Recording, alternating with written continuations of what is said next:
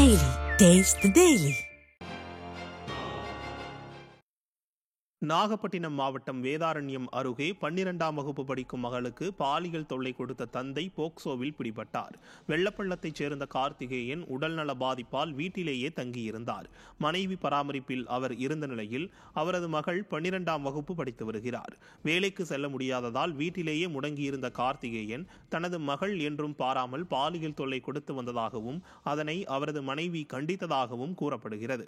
அவர்களின் எதிர்ப்பை அவர் கண்டுகொள்ளாத நிலையில் புகார் கொடுக்க அதன் பேரில் காமுகன் பிடிபட்ட நிலையில் விடியா திமுக ஆட்சியில் சிறுமிகளுக்கு எதிரான பாலியல் வன்கொடுமைகளை தடுக்க முடியாத அளவுக்கு அப்பா ஸ்டாலின் போட்டோ ஷூட் மூலம் வெற்றி விளம்பரம் தேடி வருவதாக மக்கள் குற்றம் சாட்டினர்.